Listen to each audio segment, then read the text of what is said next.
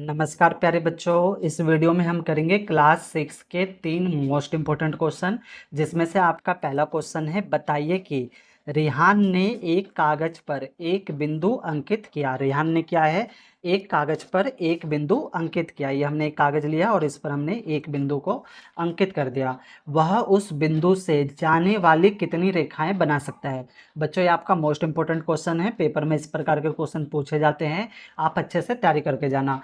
तो रेहान ने एक बिंदु अंकित किया, यानी एक बिंदु बनाया। अब क्वेश्चन में बोला है इस एक बिंदु से हम कितनी रेखाओं को क्या कर सकते हैं, खींच सकते हैं। तो देखो बच्चों, एक बिंदु से हम कितनी रेखाएं खींच सकते हैं।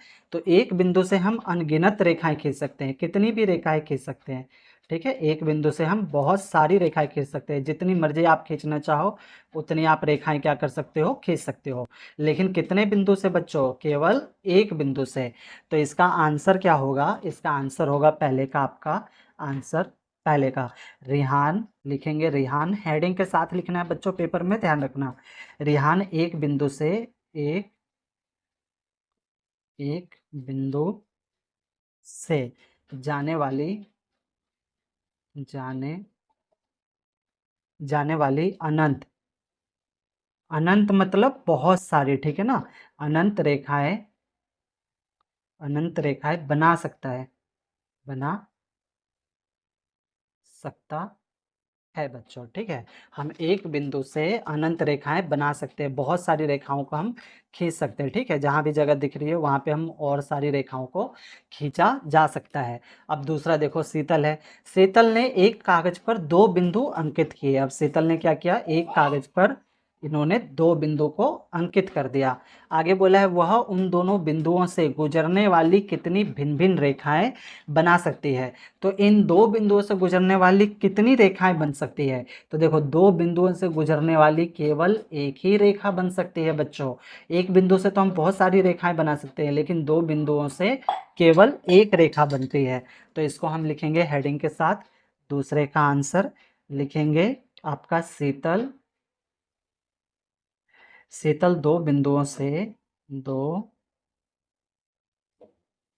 दो बिंदुओं से गुजरती हुई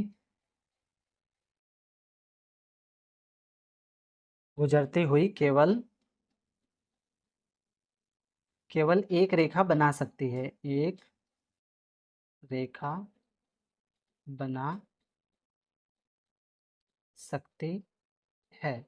ठीक है बच्चों, दो बिंदुओं से ना केवल एक ही रेखा हम बना सकते हैं, जो एक दूसरे को क्या करेगी, क्रॉस करेगी, चाहे वो एक दूसरे को टच करेगी। तो उम्मीद है बच्चों आपको समझ में आया होगा। प्यारे बच्चों, अगर अभी तक आपने मेरा ये यूट्यूब चैनल सब्सक्राइब नहीं किया है तो सब्सक्राइब जरूर कर ले। ये मेरा नया YouTube channel MTC study point के नाम से है, जिसे आपके प्यार और सपोर्ट की जरूरत है। तो ये तो क्या, हमने एक मोस्ट इंपॉर्टेंट क्वेश्चन। चलो अगला करते हैं हम दूसरा अपना इंपॉर्टेंट क्वेश्चन। दूसरा आपका इंपॉर्टेंट क्वेश्चन है बच्चों, आकृति में दिए गए रेखाखंडों के नाम लिखिए। ये हमें इन्होंने आकृति दे रखी है, तो यहाँ पे हमें रेखाखंडों के नाम लिखने हैं। और 5 अंकित बिंदुओं में से कौन कौन से केवल एक रेखाखंड पर स्थित है, ये भी बताना है। फिर बताना है कौन से बिंदु केवल दो रेखाखंड पर स्थित है।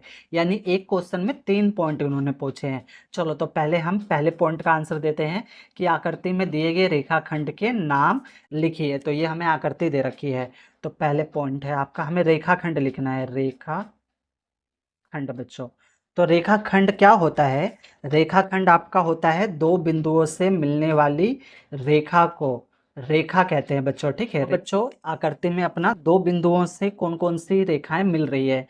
तो यहाँ पे L से आपका एक M मिल रहा है। ठीक बच्चों, ये L से M, यहाँ पे एक बिंदु है, यहाँ पे एक बिंदु है, तो आपका हो जाएगा LM, और ये हम रेखा का निशान डाल देंगे।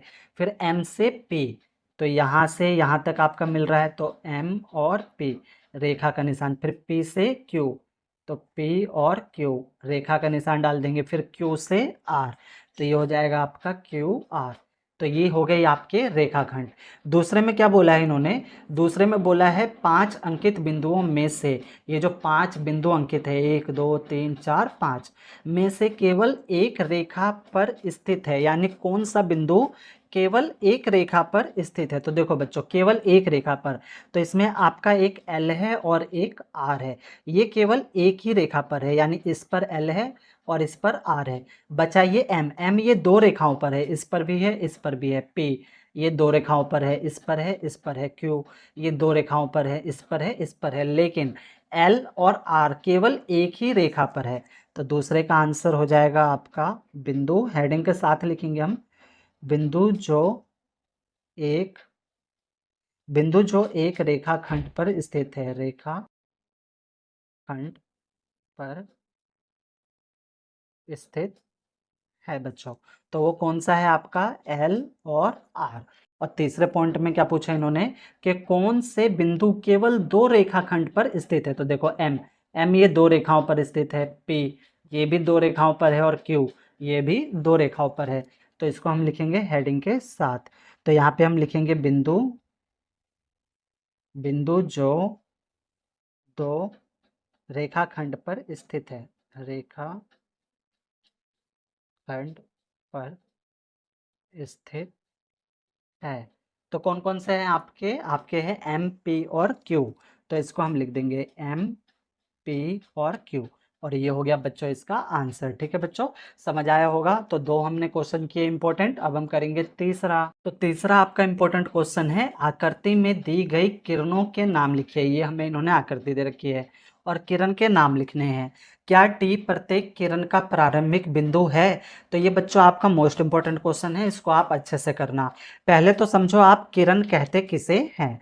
तो देखो किरण हम किसे कहते हैं, एक बिंदु से कोई रेखा गुजरती है और वो आगे तक चलती चली जाती है, तो ये क्या कहलाती है, आपकी किरण कहलाती है। लेकिन रेखा जो होता है वो दो बिंदुओं तक ही रहता है, तो ये रेखा होता है। लेकिन अगर यही आगे तक बढ़ती चली जाएगी तो वो क्या कहलाएगा, आपका किरण कहलाएगा।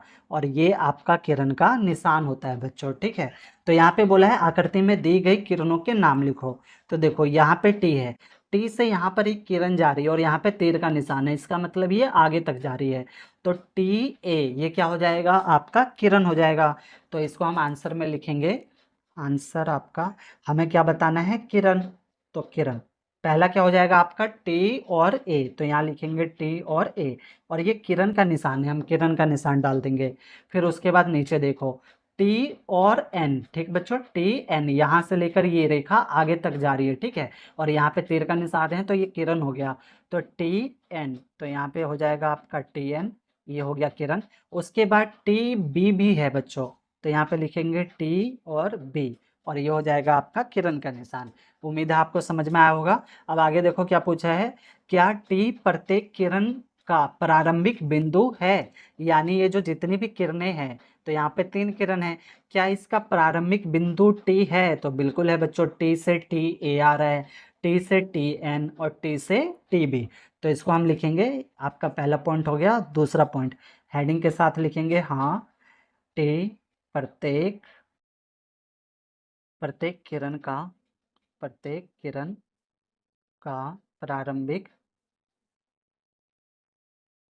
प्रारंभिक बिंदु है बच्चों।